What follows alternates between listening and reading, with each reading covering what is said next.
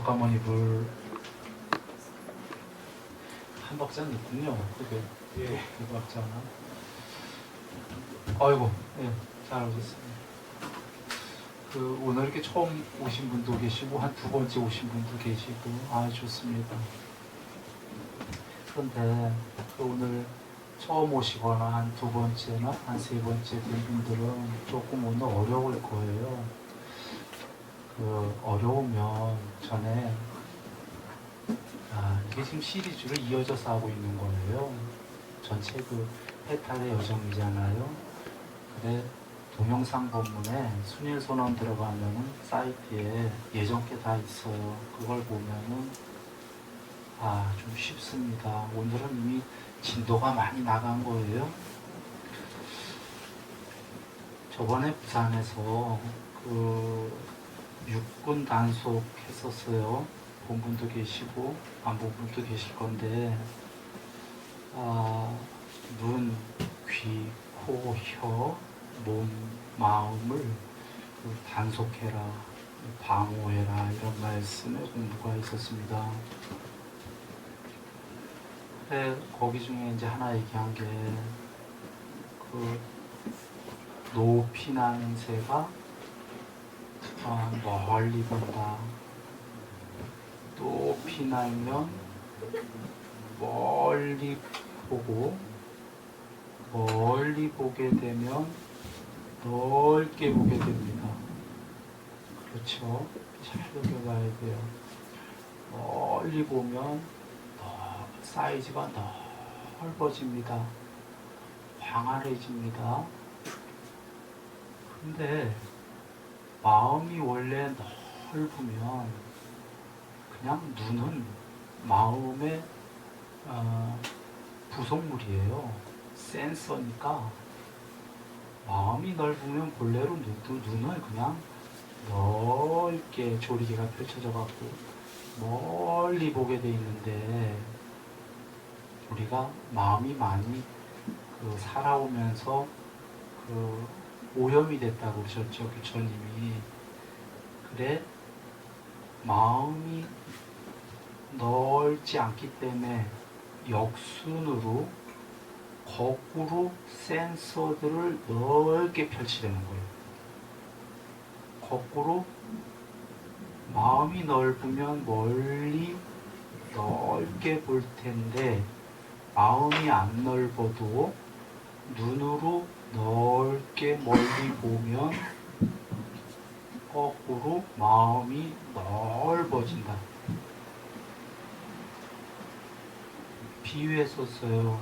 신구의 삼업이 몸, 말, 마음으로 좋은 행인데 원래 마음이 넓고 좋으면 저절로 몸과 말은 좋은 거 하잖아요. 그런데 왜 몸, 말이 먼저 앞에 나오냐면 우리 마음이 지금 안 넓다 이거예요. 안 넓으니까 거꾸로 몸과 말로 깨끗하고 착한 걸 지으면 마음이 깨끗해진다는 거예요. 역순으로. 그렇죠. 컴퓨터에 하드디스크가 좋은 것만 들어있으면 좋은 게 모니터에 나오겠지만 하드디스크에 일단 나쁜 게 마음에 저장이 됐다면 하드디스크를 바꾸면 되는데 우리 마음은 바꿔줘라 해서 바꿔지진 않으니까 키보드로 좋은 걸 쳐서 저장을 하면 되잖아요. 하드디스크에. 우리의 키보드가 몸과 말이라는 거죠. 이거로 좋은 행위하면 키보드처럼 쳐서 마음이라는 하드디스크에 좋은 게 나쁜 게 지금 있는 거 위에 덮어쓰기가 되면서 나쁜 게 사라진다. 돌아옵니다. 마음이 넓으면은 눈을 통해서 당연히 넓고 멀리 보는데 마음이 일단은 우리가 아주 넓진 않기 때문에 좁으니까 마음이 집착을 하니까 눈이 무언가를 집착한다는 거예요. 비유하면 좀 전에 은혜 회장님께서 사진 찍으셨잖아, 우리 예불할 때. 그거는 아마 일부러 좀 구식 카메라 아닌가요? 신식인가요? 신식이었구나. 잘못 봤구나. 또 오랜만에 구식 하나, 뭐죠? 취미를 일부러 들고 오신 줄 알고, 신식적이었구나. 카메라가 줌인, 줌아웃을 하잖아요. 줌인이라는 건 어떤 작은 걸 보는 거고, 세세한 걸.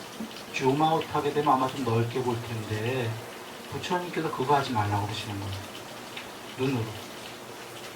줌인, 줌아웃을 안 하면 마음이 넓어진다는 거예요. 거꾸로 한번 보죠. 마음이 넓으면 눈으로 줌인, 줌아웃 잘 안 해요. 움켜쥐지 않아, 눈으로 무언가를. 무슨 얘기냐?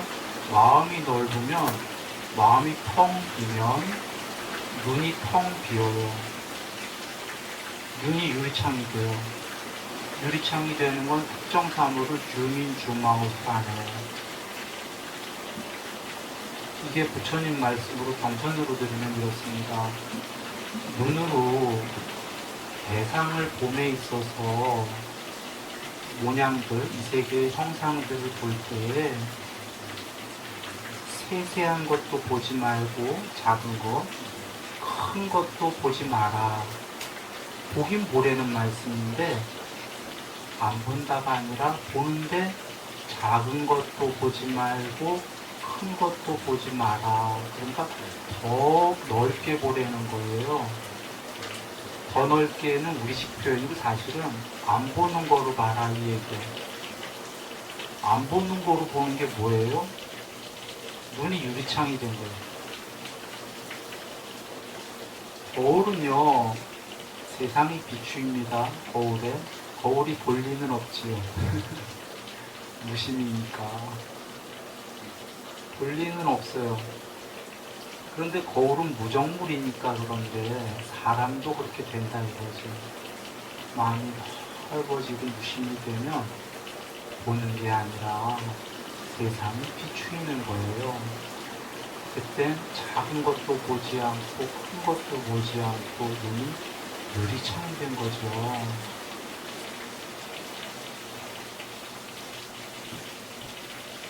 물론 그래서 부처님 말씀은 눈으로 형상을 보면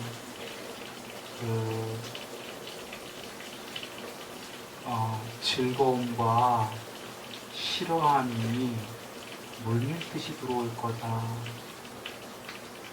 물 반, 고기 반, 즐거움 반, 괴로움 반, 눈으로 보면 세상에 싫어하는 거 반, 좋아하는 거 반, 아름다운 거 반. 그래서 좋아하는 게 들어오면은 점점 탐에 머물러 탐욕에 강요되어 탐욕에 동요되어 점점 집착이 세질 거고, 싫어하는 게 들어오면 점점 싫을 거다. 그런데 일반적인 종교는 지금 부처님처럼 말씀하시지 않고 어떻게 하면 즐거움 반, 괴로움 반이니까 눈으로 보는 게 즐거움만 골라서 볼까? 즐거운 것만 봤으면 좋겠다. 이렇게 생각하는 거죠. 귀로도 즐거운 소리만 들었으면 좋겠다. 근데 부처님께서는 그게 불가능하다. 실제로 그러시는 거예요.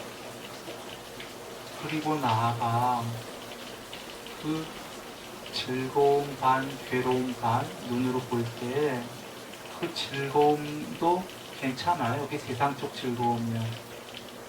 그런데 누군가가 그 즐거움과 괴로움 반을 둘 다를 놓게 되면 거기서는 아까 괴로움에 상대되는 반의 즐거움이 아니라 둘 다를 초월한 텅 빈 지고의 행복이 벌어진다. 그러신 거예요. 물론 지금 이 대목에서 우리가 처음 오신 분들은 이해가 안 돼요. 두 번이나. 왜냐하면 요번 전 시간까지는 세상에서 잘 사는 법을 얘기했어요. 세상에서 잘 사는 법은 아까 즐거운 반, 괴로운 반 중에 즐거움 쪽에서 저번 동영상들을 다 보시고 오늘은 세상에서 잘 사는 법이 아니라 이제 세상을 나는 초월하겠다라는 사람들에게서부터 시작되는 본문이에요. 그래서 어이 저 사람 봐라 저기 즐거움도 버리랜다 살지 말랜다 저번 본문에 잘 사는 법 다 했습니다. 오늘 본문부터는 초월할 분들 난 초월하겠다 라고 한다면 이제 그 육군 단속을 하는 거고 즐거움도 괴로움도 초월해가는 거죠. 아까 즐거운 반, 괴로운 반에서 즐거움을 추구하는 행복도 있는 거죠. 그런데 둘 다 이제 초월하게 되면은 그거는 넓은 마음, 깨끗한 마음이 되는 겁니다. 신들이 그 천안통 눈으로 멀리 넓게 볼 수 있는 신통이 마음이 넓기 때문이겠죠. 작은 것들을 안 보고 크게 보기 때문에 마음이 넓다. 작은 것들을 보는 존재들은 마음이 작다. 그래서 자기 차원만 알게 되죠. 그릇이 작아지는 겁니다. 이런 이유 때문에 우리가 어디 그 야외에 자주 종종 가는 게 히말라야에 가면은 넓고 멀리 하얀 눈만 펼쳐져 있으면 자기도 모르게 행복한 게 마음이 넓어지기 때문이에요. 눈이 자기도 모르게 할 수 없이 넓게 볼 수밖에 없거든. 눈만 펼쳐져 있기 때문에 내 마음은 넓어지니까. 혹은 그래서 야외에 산에들 가고 혹은 하늘을 종종 봐라 하는 게 하늘은 넓다. 눈이요 마음이 넓으면 넓게 보겠지만 역순으로도 마음이 안 넓을 때에 눈이 강제로 넓게 보게 되면 마음은 넓어집니다.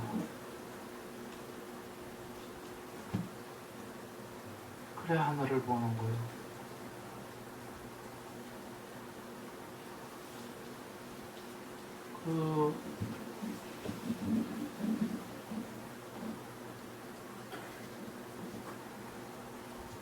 예전에 이건 번외 얘기입니다만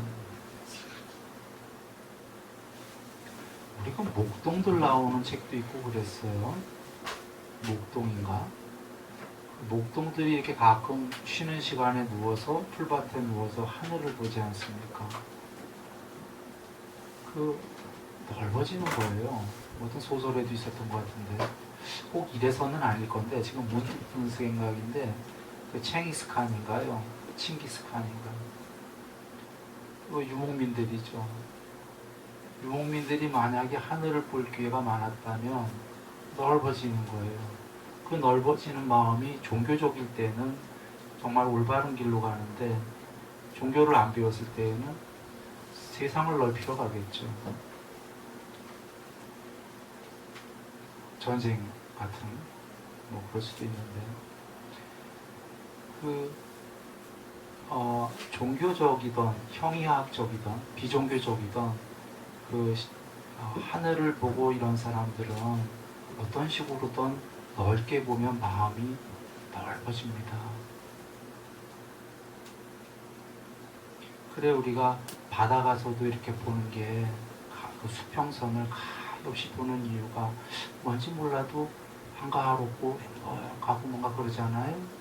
물론 너무 바쁠 때는 그거 봐도 안 봐. 안 한가로운데요. 안 한가로운 게 거기까지 가셔서도요. 그걸 보고 있는 게 아니에요. 잡생각, 자기 막 복잡한 생각들 하죠. 지금 현실에 닥친 눈을 강제로 볼 수만 있다면 마음은 그 아까 현실의 복잡한 문제를 잠시라도 생각 안 하게 됩니다. 편안하게 들어갑니다. 그래서 그 작은 거를 먼저 안 보고 그 다음에 큰 것도 맨 처음에 크게 보다가 될 수 있으면 큰 것도 안 보는 쪽으로 초월로 가는 겁니다. 그래서 육군 단속은 공부가 눈, 귀, 코, 혀, 몸 단속하고 마음도 단속해라.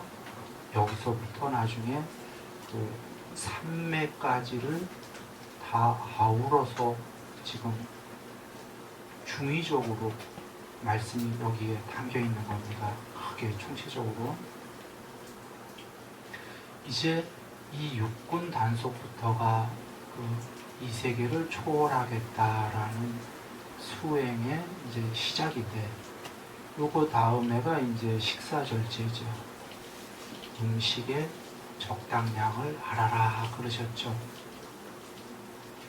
우리가 하루 3끼를 먹고 그 다음에 좀 많이 먹고 이런 즐거움이 분명히 있죠.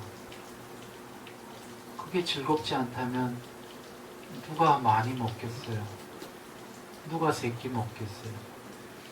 어떨 때는 우린 또 음식을 찾아다니죠. 뷔페도 가고 어디가 어떤 음식을 맛있게 하지 하고 많은 시간을 들여서 거기까지 갑니다. 비용도 비싸죠. 이렇게 하는 거는 그 맛에 아주 즐거움이 있죠. 즐거움이 없다면 이렇게 안 할 거죠. 즉 채우는 즐거움이 있죠. 채우는 즐거움. 그런데 거꾸로 어떤 이들은 단식을 해요. 이거 왜 하죠? 병이 좀 있거나 어떤 사람들은 병이 있을 때 단식을 하고 어떤 사람들은 병은 없어도 몸을 좀 그렇게 하면 이렇게 건강해진다고 해서 하는 사람도 있고 어떤 사람들은 도 닦는 경우에 한 적도 있고 부처님께서도 6년 고행 중에 하셨었죠. 단식을 왜 하냐면 거기에도 무언가 그 어떤 행복이 있으니까 한다 이런 겁니다. 즐거운 점이 거기에 비우는 즐거움이 있는 거예요. 아까는 음식에 먹을 때 채워주는 미각도 있고 채워주는 즐거움이 있고 비우는 행복도 있는 겁니다. 그런데 단식은 그 고행적으로 비우는 거기 때문에 영원히 단식한다면 죽어버리죠. 그래서 극단적 고행을 부처님은 피해라 그러셨죠. 극단적 고행을 피하는데 채우는 것과 완전한 비움의 그 극단적인 걸 피해서 음식의 적당량을 알아라. 이 말씀은 사실 비우는 행복입니다. 우리가 적당량을 먹다 보면 알잖아요. 과식하면은 숨을 못 쉬어요. 몸이 답답합니다. 움직이기도 힘들고 졸립고 거기다가 몸이 안 행복하니까 괴로우니까 마음도 괴로워지거든요. 근데 약간 비운 듯이 적당량을 먹게 되면은 몸이 숨이 아주 편안하잖아요. 졸린 것도 없잖아요. 마음도 가볍습니다. 그러면 아까 채우는 것은 뭐가 행복했냐면 즐거웠냐면 맛이 즐거웠어. 그런 거죠. 배가 즐거운 건 아니에요. 사실은 배는 괴로워해요. 너무 채우기 때문에. 혓바닥이 즐거워했던 거거든요. 그래서 마음도 즐거웠던 거죠. 그런데 몸등은 힘들어요. 근데 적당량을 먹으면 몸등 등이 아까 그 미각의 즐거움은 잠시였던 거고 몸이 행복한 거는 꽤 장시가 아니거든요. 가볍고 건강에도 좋고 마음의 행복에 좋고, 그래서 부처님께서 비구들에게 나와 같이 나처럼 한 끼를 하는 것이 어떤가, 혹은 음식에 적당량을 하는 게 어떤가, 그러면 나는 온몸으로 행복하고 마음으로 행복하다. 수명도 길고요, 병도 잔병치레 없이요. 그래서 음식의 적당량을 하게 되는 게 돛 닦는 길에 들어선 사람들에게는 중요한 것이다, 이런 얘기입니다. 나중엔 당연히 정진할 때 혼침도 없애주는 거죠. 혼침은 이제 잠이 많이 오는 거. 혼침보다 그 전에 해태를 없애주는 겁니다. 음식의 적당량이 좀 오버하게 되면 혼침은 당연히 오는 건데, 혼침 전에 모든 게 게을러지죠. 해태라고 합니다. 나태해지고 방해해지고. 그러니까 세 끼를 만약에 다 오버해서 먹으면 사실은 거의 하루 생활이 없어.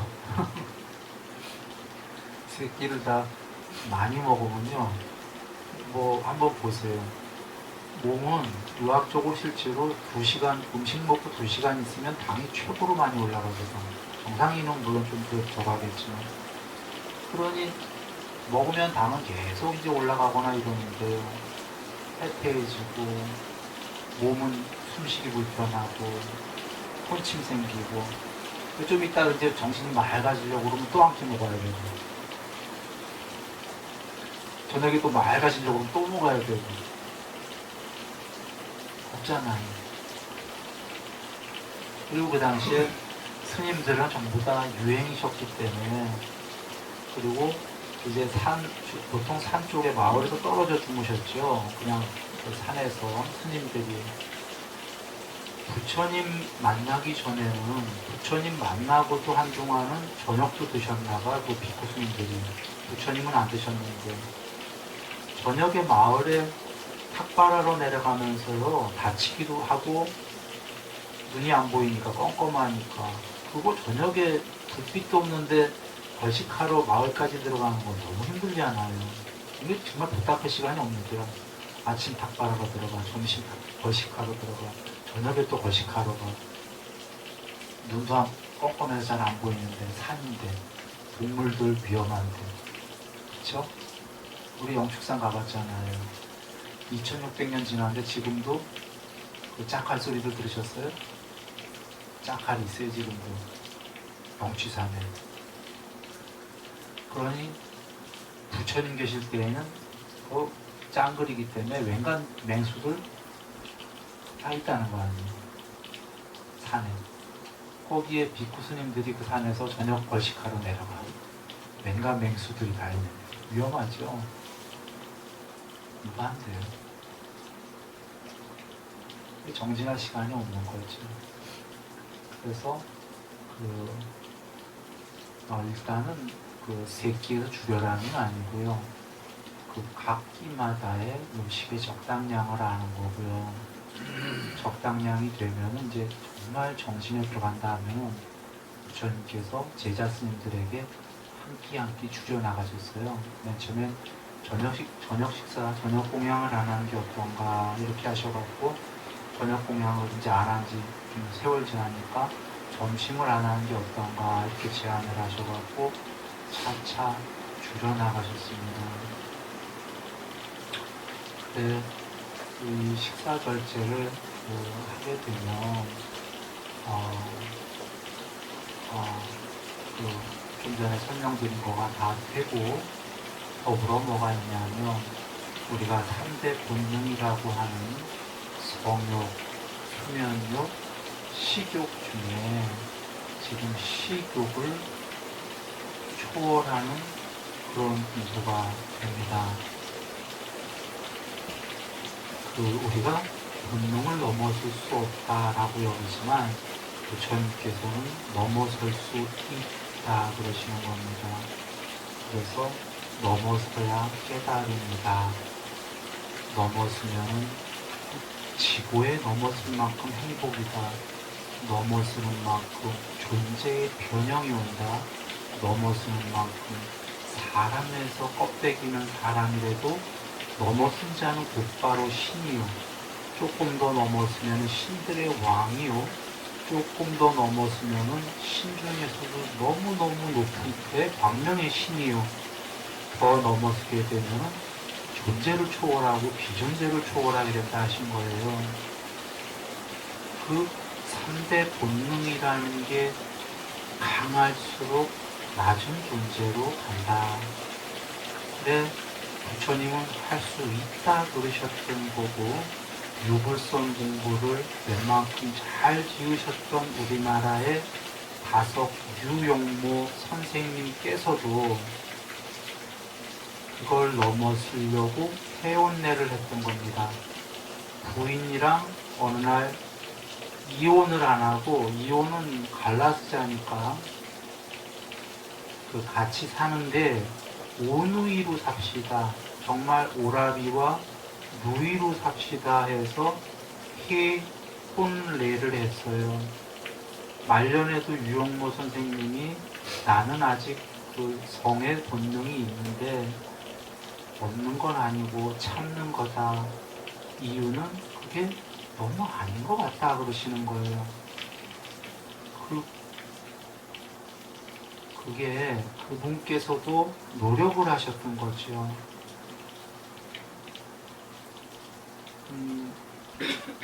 그분도 종교적 공부를 하셨기 때문인 겁니다. 그래서 그 부처님께서 그거는 많이 우리가 넘어설수록 높은 존재다. 그럴 수밖에 없는 것이 앞에서 식욕의 여러 그 혼침, 혜태, 비우는 행복 이런 얘기를 했지만 우리보다 높은 존재는 또 다른 측면에서 희열을 먹고 살지요. 요 위부터 얘기해야겠네. 요 위부터는 6요계는 물론 희열은 아니죠. 천상마다 음식이 달라요. 우리는 거친 밥과 죽으로 집적된 거친 몸이고 신들은 마음으로 이루어진 몸이기 때문에 감관이 청정한 미세한 음식이죠. 훨씬 더 뛰어난 그보다 더 높은 데는 이런 음식이 아니라 희열을 먹고 산다. 희열이 음식이라는 거예요. 그래서 우리가 음식의 종류를 바꿔가면은 그 자체가 높은 존재가 돼가는 거죠. 그런 게 바꾸는 게 있는 겁니다. 그 다음에 이제 그 식사 절제 다음에가 깨어있음의 전념. 이 설명 들어가기 전에 그 핵심만 먼저 얘기하면은 바로 식욕 다음에 수면욕입니다. 수면욕을 초월하는 깨어있음의 전념 이렇게 되는 겁니다. 그리고 그 수면욕만 초월하는 게 아니라 잡다한 놀이로부터도 초월하는 게 깨어있음의 전념입니다. 그래서 깨어있음의 전념은 뭘로 얘기하셨냐면 경행과 좌선입니다. 아직 본격적 수행은 아니에요. 이게 시무도로 본다면 시부도라고도 하고 시무도라고도 합니다. 소를 묶어놓고 바깥으로 못 뛰쳐나가게 여물을 먹이죠. 그러면 그 여물에 길들이면은 말뚝에 박아놓은 목줄을 풀러도 이제 안 뛰쳐나갑니다. 이게 경전에서는 소로 비유가 된 게 아니라 코끼리로 비유된 게 계셔요. 짱그래서 코끼리를 이제 끌어나오는데 그냥 끌어나오는 게 아니라 왕의 코끼리가 들어가서 그 코끼리에다 목줄을 걸어놓고 저 야생의 코끼리에게다도 목줄을 던져서 두 마리를 엮은 다음에 끌어나와요. 당연하지. 저 코끼리가 힘이 센데 누가 손으로 끌어낼 수가 있겠어요. 근데 거기엔 설명 별도는 안 계시지만 여기도 이유가 있는 게 도반이 끌어내는 거다 이 얘기입니다. 같은 코끼리잖아. 공부된 사람이 법을 펼쳐서 같이 법고시에서 끌어내고 있는 거예요. 그래서 야생 코끼리 야생으로 돌아가려고 하죠. 그래서 못 돌아가게 좋은 연구를 주면서 쓰다듬어도 주고 막 하는 게 나오잖아요. 길 들여요 일단. 그리고는 이제 안 도망갈 만하니까 훈련을 시킨다 이런 말씀이 나와요. 그래서 이제 그런 건데 이제 안 갈 만했을 때의 훈련이 이제 경행과 자선인데 혹은 안 도망가게 말뚝에 붙잡아 놓는 작업이기도 한데요. 아직 본격적 수행 전이다 이런 얘기가 잠이 오면은 경행을 하는 건데 잠을 물리치기 위해서도 그것뿐이 아니라 오직 경행이 뭐냐면 걷는 거예요. 걷는 거고 좌선은 앉는 거예요. 걷는 거, 앉는 거, 초저녁에도 걷는 거, 앉는 거, 잠자고 나서 또 일찍 일어나서 걷는 거, 앉는 거, 이것만 하라 하신 이유가 뭐죠?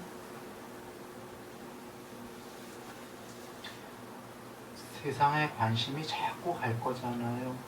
오락도 하고 싶고 영화도 보고 싶고 뭐 하고 싶은 게 많지 않습니까? 텔레비도 보고 싶고 그거를 대체하라는 얘기세요. 공부가 되든 안 되든 막론하고 경행도 하고 자선도 하고 자선만 하면 또 졸릴 거잖아요. 앉아만 있으면 졸리면 일어나서 경행해라는 거.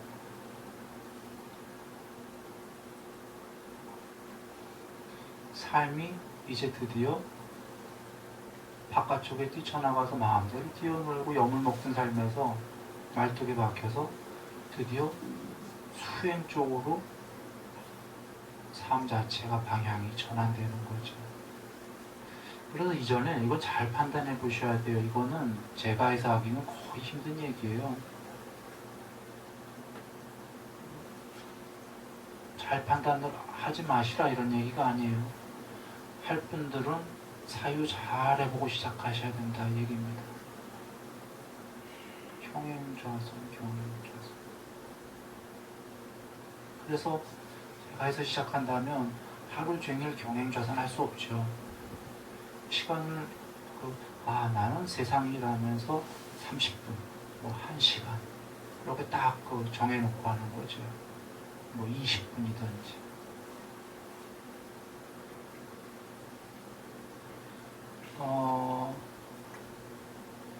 요새 뭐 어떤 분은 주장하기로 시간 정해놓고 하면 지겹다. 그러니까 하고 싶을 때 하다가 또 빨리 일하고 싶으면 지겨운데 그냥 일하고 뭐 이런 분도 계셔요. 그런데 그건 그게 낫다고 꼭 얘기할 수는 없고 서로가 양쪽에 장단점이 다 있어요. 시간 정해놓고 하는 거에도 시간을 꼭 몇 시부터라고 안 정하더라도 하루에 얼마 정도라고 정하는 데는 이유가 있는 게 자꾸 뛰쳐나가고 싶거든요.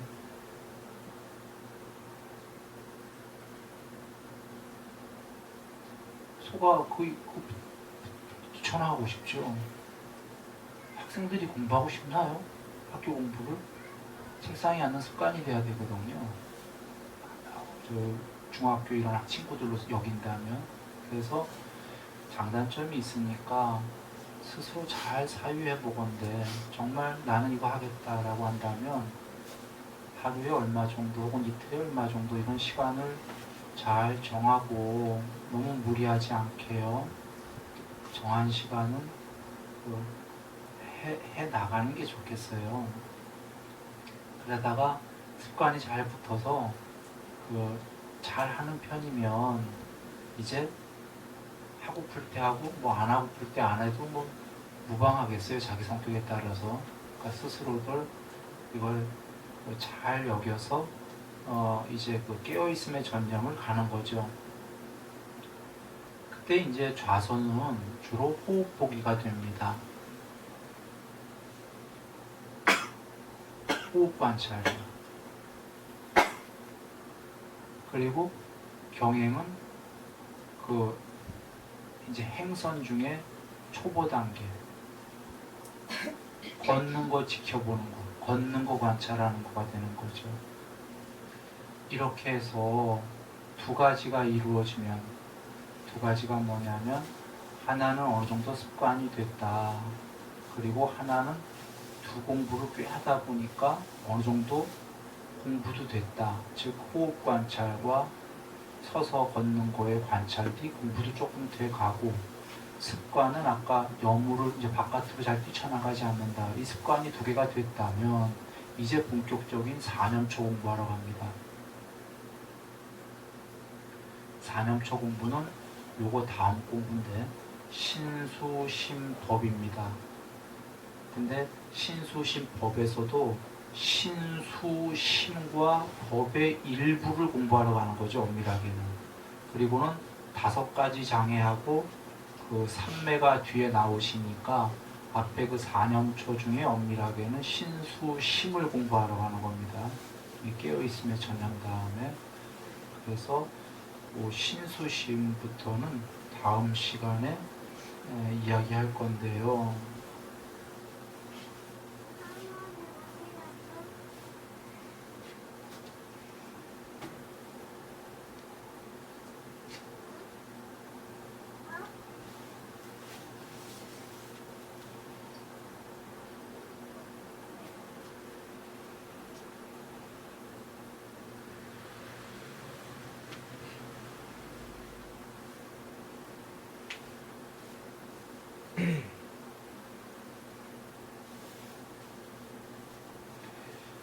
다음 시간에 얘기할 건데요. 다음 시간에 얘기하기 전에 혹시 간단하게 정리하면 긴 얘기인데 그냥 개정이 안에 들어있다 이렇게 보시면 돼요.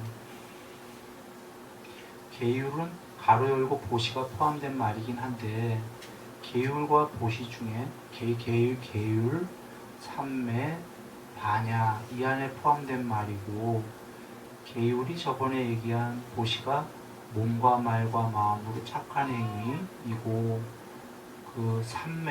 삼매라는 건 사마타와 윗바사나인데, 여기에 사마타와 윗바사나에 4념초가 있는 거고, 거기에 4념초를 하기 위해 부수적으로 들어간 게 좀 전에 육군단속, 식사절제 뭐 이런 게 들어갔다. 이렇게 보시면 되는 거고, 반야에 이제 해탈 이렇게가 있는 거예요. 그렇게 요약을 해서 보시면 돼요. 그리고 계율을 하게 되면은 계율을 어기면 이제 인과적으로 보상을 받죠. 어기면 벌이라는 보상이 받는. 계율을 잘 지키면은 잘 지키면 명예, 명성 이런 게 당연히 오는데, 무엇보다도 이 삼매에 도움이 되는 거고 벌을 안 받는다 이쪽이에요. 계율이 행복해진다. 보시를 하게 되면은 이제 복을 많이 받는 거죠. 보상, 복을. 악업으로 선업을 대신할 수 없다 이런 얘기가, 보시만이 지은 거로 죄진 거를 이렇게 이걸 뭐라고 삭제가 안 된다 이런 얘기예요. 복은 복대로 받고 죄는 죄대로 받기 때문에. 그런데 계율만은 그러니까 죄를 안 짓고 벌을 안 받는 거고, 보시는 복을 받는 건데, 거기에 분발이 있다라는 거죠. 그 사이에 분발이 재물 등등을 모으는 거죠. 계율을 잘 지키는 사람은 저절로 분발하기 때문에 이제 재물을 모은다 이겁니다. 긴 얘기이기 때문에 그냥 그 정도만 하고 맙니다. 본문에 다 있으니까. 계율, 보시 요 중에 계율이 개정에 나온 이유는 삼매를 이루기 위한 직접적 조건이 계율이기 때문이에요. 행복한 자의 마음은 삼매에 든다. 남을 돕는 것도 너무나 훌륭한 건데 최소로 자기가 죄를 짓지 말아야 행복하고 죄를 안 져야 계율을 해야 삼매에 들기 때문에. 남 돕는 거 보시는 너무 훌륭한 거예요. 몸과 말과 마음으로. 계율과 보시는 둘의 한 바퀴에 그 마차의 두 바퀴야. 그래서 이거 잘하는 사람 이것도 하게 돼 있지만 굳이 나눠서 얘기한다면 보시는 남을 돕는 거고 착한 행위지만 그럴 리는 없지만 이렇게 하는 사람이 계율도 지키겠지만 이 사람이 계율을 안 지킨다면은 착한 행위는 많이 하고 죄를 많이 짓고 있는 거예요. 그렇죠? 죄를 많이 지면 삼매가 안 돼요. 그래서 보시 삼매 반야 이렇게 안 나오고 계율 삼매 반야 이렇게 나오는 거예요. 직접적 조건이기 때문에. 그래서 계율 보시가 이제 항목. 그 중에 계율을 잘 해야지. 그 다음에 분발. 분발은 재물을 모으는 거죠. 근데 계율을 잘 지키는 자는 그 자체 계율 지키는 게 이미 쉽지가 않은 거기 때문에 방일하지 않고 그는 분발한다 이 얘기입니다. 구체적으로 얘기 드리면 쉬운 얘기예요.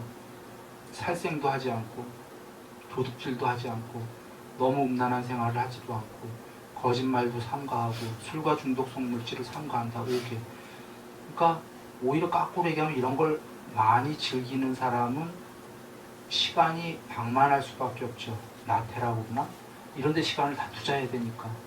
아까 음식만 해도 맛있는 거 찾아보려고 멀리도 가고 하니까 그런 데 시간을 다 소비하니까 이런 거 잘 안 하는 사람은 시간이 남아돈다.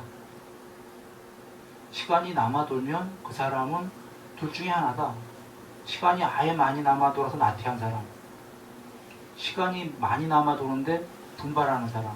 정주영 회장처럼 아침만 되면 설렌다, 새벽만 되면 오늘 나가서 일할 거 생각하니까 뭐 이런 사람이 있지 않겠어요. 그런데 계율을 잘 지키는 사람은 어디에 속하냐면 아까 어려운 계율도 지켰기 때문에 나태가 안 돼. 시간이 많아도. 그러면 오히려 자기를 인정 못 할 거야. 그죠? 지겨워 죽지. 막 빨리 나가서 뭘 해야지. 계율을 지키니까. 그러니까 시간도 많고 가슴이 설레는 촉에 속하는 거예요. 계율을 잘 지키는 사람은. 그래서 부처님께서 계율을 잘 지키는 자는 방일하지 않다고 그러신 거예요. 아니 계율을 잘 지키는데 그 사람이 방일하지 않은 거랑 뭔 상관이야? 잘 지키고 시간도 많기 때문에 그 사람은 막 설레인다 이거지. 새벽만 되면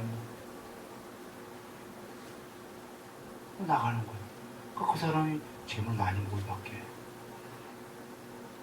돌아와 계율과 보시와 그 사이에 분발이라는 게 있다. 그거 고도가 전에 얘기한 거예요. 그리고 사마디라는 게 있는데 삼매가 이게 사마타와 윗바사나인데 오늘 얘기한 것이 여기에 포함된다 이런 얘기입니다. 다음번에 얘기 드릴 것도 여기 얘기할 거예요. 그리고 이제 반야해서 해탈 이렇게 앞에 얘기가 진행이 될 겁니다. 오늘은 다시 한번 마지막에 간략한 지도가 또 가다 보니까 헛갈릴까봐 계율, 삼매, 반야다. 그 중에 전에 계속 인도 갔다 와서 했던 건 계율과 보시 쪽이었다. 그리고 요거 전 시간에 부산부터 시작한 게 육군단속부터가 지금 삼매, 사마타, 윗바사나 여기다. 예, 이 얘기 드린 겁니다. 엄밀하게 얘기하면 요거 들어가기 전에 정진이지 사실은. 엄밀하게 얘기하면 계율과 삼매의 중간에 정진인데 예, 여기다. 이렇게 얘기를 하겠습니다. 행복하세요.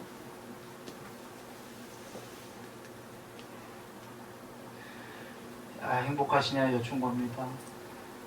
이 공부는 최고의 행복입니다. 물론 부처님께서 여기는 고다 하셨습니다. 고니까 고로 죽자가 아니라 고통이다니까 지구의 행복이 되기 위해서 괴로움을 소멸해 간다 이러신 얘기거든요. 어떤 종교가 괴로움으로 시작해서 괴로움으로 끝나자 그러겠습니까? 그건 종교가 아니죠. 그래서 부처님께서 사마타, 자나, 선정이죠. 초선, 2선, 3선, 4선, 5선, 6선, 7선, 8선, 상수멸. 자나가 최고의 행복인데, 지복인데, 이 삼매, 이 삼매로만이 감각적 욕망을 소멸할 수 있다 그러신 게, 감각적 욕망도 즐거움입니다. 삼매도 행복입니다. 엄청난 행복입니다. 삼매가 안 되면은 그때는 감각적 욕망이 최고의 행복입니다. 삼매가 안 되면 그 누구도 욕망을 없앨 수가 없는 게 그 욕망보다 높은 행복을 모르는데 왜 버리냐 이거죠. 그건 누가 와서 아무리 성자가 버려라 해도 절대로 안 버립니다. 나라도 안 버려. 내가 갖고 있는 것 중에 욕망이 최고의 행복인데 누가 그냥 버리라고 그래요. 생으로. 그 버리는 사람이 이상한 사람이죠. 그런데 삼매를 짓게 되면 버리러 갑니다. 왜? 삼매는 엄청나게 욕망의 행복보다 비교 불가로 행복하기 때문에. 비유는 이상하지만 마약하는 사람들이 텔레비에 나오면 마약 못 끊는 이유가 굉장히 그 높은 상태에요. 하이하대. 마약한 순간에. 그래 평상으로 돌아오면 너무 괴롭다 이거지. 아까 너무나 좋은 상태였기 때문에. 그 상태를 못 잊어서 그 마약을 못 끊는다 이런 얘기하는 거예요. 물론 비유가 이상해서 죄송합니다. 어떻게 삼매를 마약에 비유하겠습니까만 이해를 쉽게 드리려고 이 얘기를 하는 거예요. 삼매는 그런 마약이고 뭐 이런 거 되는 게 아니에요. 지고기 때문에 그 지고가 되니까 그제서야 욕망을 버릴 생각을 하는 겁니다. 지고가 없다면 누구도 못 버리는 거예요, 욕망을. 그래서 부처님께서 삼매를 해라 그러신 이유가 삼매가 된 자만이 감각적 욕망을 소멸할 수 있다. 그리고 그 삼매가 최고의 지복이다. 그리고 각각의 삼매를 초선을 구경까지 들어라 하신 이유는 삼매를 좀 되는 사람들도 지구에서 이걸 모르는 거예요. 아니, 나는 삼매가 좀 되는데 뭐가 지고냐? 그게 부처님 말씀처럼 되는 게 아니기 때문에 초선만 해도 50%, 퍼센트로 50%, 구경의 50%만 가면 지고입니다. 제일 낮은 삼매만 해도. 그 50%가 안 되니까 들 모르는 거죠. 50%는 안 되고 2선 조금 되고 이런 식으로. 이게 부처님께서 2선이 되더라도 2선 하지 말고 초선 해라 하신 이유가 경의 비유가 나오셔요. 소가 2선이라는 아직 못 먹어본 여물을 초선은 먹어봤는데 2선은 못 먹어봤는데 그 여물을 먹으러 가는 게 산을 이렇게 산 등성이를 올라가는 거와 같다. 그러다가 2선이라는 여물을 먹으러 가다가 2선이라는 여물도 못 먹고 올라가다 다리가 꺾인다. 꺾여서 아까 먹었던 초선이라는 여물도 사라질 것이다. 이 얘기는 그래서 부처님께서 삼매를 잘 얘기하지 말라가 삼매에 신뢰할 수 있고 각각의 삼매에 확신할 수 있고 결정할 수 있다 또는 그 삼매의 구경이다 해탈했다라는 말씀을 하신 이유는 그냥 제일 낮은 삼매마도 30% 넘어가면 엄청난 일이 벌어져요.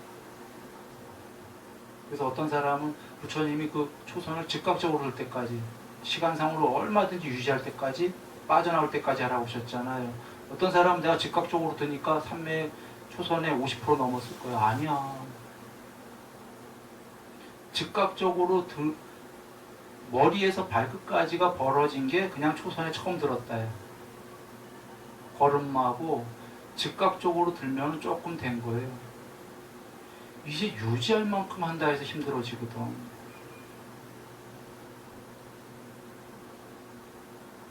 이거 50%는 엄청난 거예요. 지고스럽고.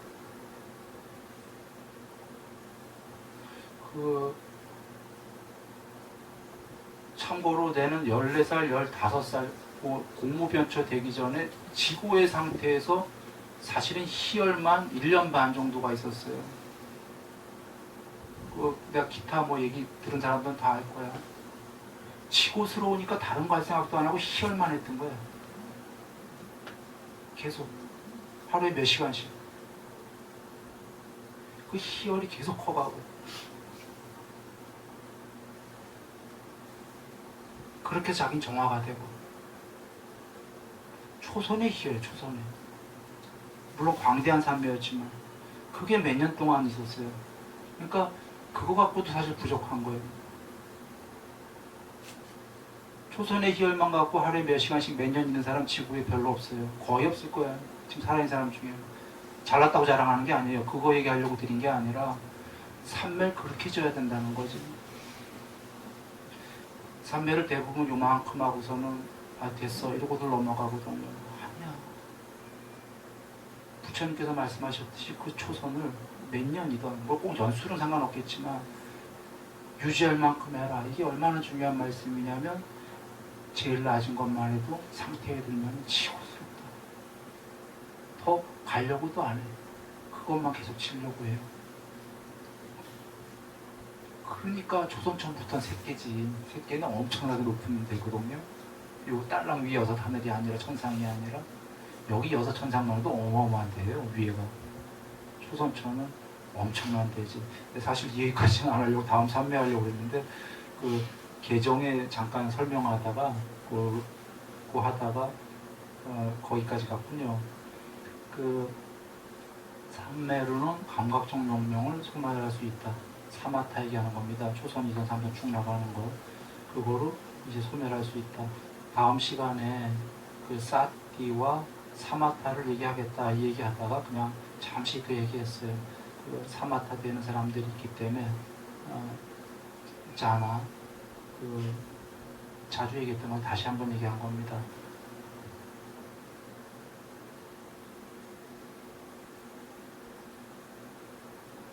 시간상으로 유지할 때까지 가야 된다.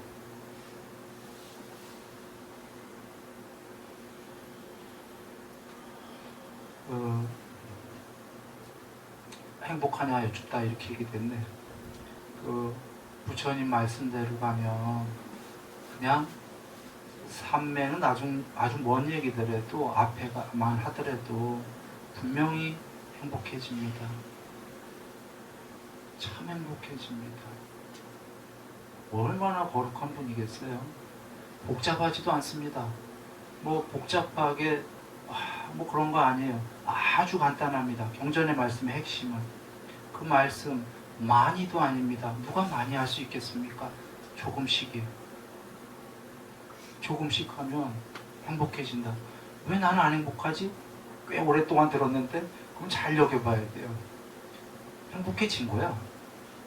그런데 뭘 여겨보려냐면 너무 조금 아닌가? 부처님 말씀대로 한 게 이 생각을 해보려는 거죠.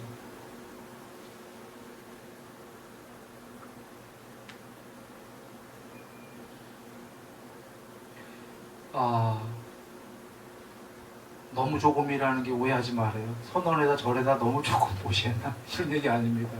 난 이 선언에 정기적으로 작건 크건 정기적으로 보시하는 분들 정말 훌륭하다고 생각합니다. 이 보상은 크게 있을 거예요. 인등도. 이게 보상이 크게 있는 건 크게는 사실은 몸이 무너진 다음에 더 크게 있을 거예요. 살아서도 있을 거고. 지금 한 얘기는 그게 아니라 작게 하는 거 아닌가라는 건 여기서 나가서 말하는 거예요. 가족서부터 얘기하는 겁니다. 가족서부터, 친척서부터, 동료, 정말 그런가 이 얘기하고 있는 거예요. 지금 그렇게 안 하고 있다면 조금씩 더 그게 경에서 하시는 말씀이 그거거든. 그러면 이렇게 생각해야 돼. 나는 실천 안 하고 있구나. 안 하고 있다면 그래서 조금 행복하구나. 경의 말씀은요, 나가서 정말 조금만 실천해도 많이 행복해집니다. 아주 많이. 조금만 실천해도. 나가서, 돌아가서 행복해지고 삶이 정말 평화로워진다.